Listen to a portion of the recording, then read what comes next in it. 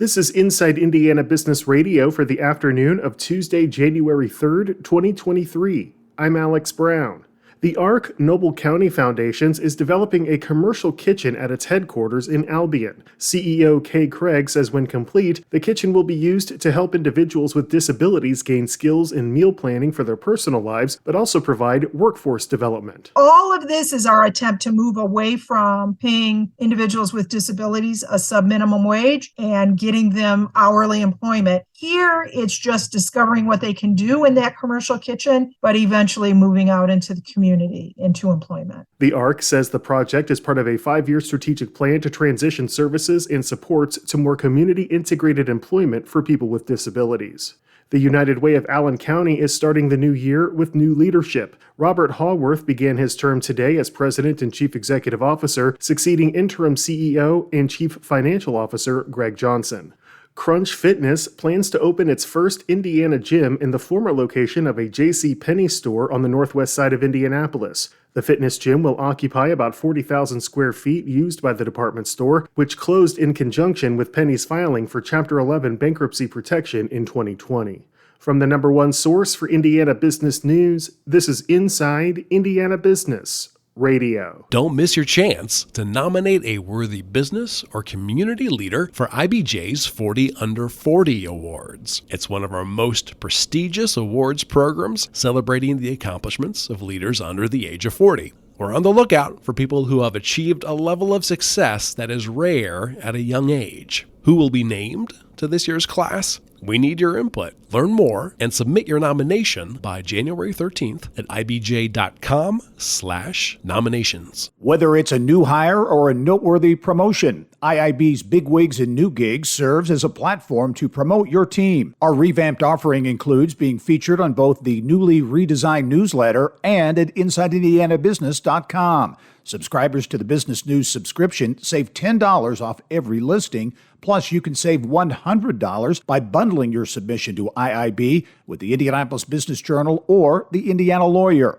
More at InsideIndianaBusiness.com. A search is underway for a new executive director of Floyd Memorial Foundation following the announced resignation of Meredith Lamb. Inside Indiana Business reporter Wes Mills has more. Lamb, who served in the role for 9 years, has accepted an out-of-state job with another nonprofit. She says her new job will allow her to remain in the region, so Lamb says she will continue to assist with the foundation, including the search for her replacement.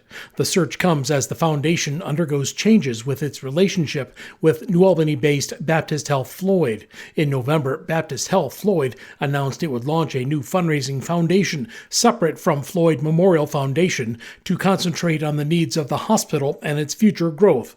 The Floyd Memorial Foundation has been the hospital's fundraising arm since 1978. The hospital, which is operated by Louisville-based Baptist Health, previously provided the foundation with an in-kind donation of equipment, office space, and staff, including Lamb. The foundation says the hospital has informed the nonprofit it will no longer provide any in-kind donations. While the new hospital foundation will be separate from Floyd Memorial Foundation, Baptist Health Chief Operating Officer Patrick Falvey said in a November news release he hopes both boards can work together for the betterment of the community.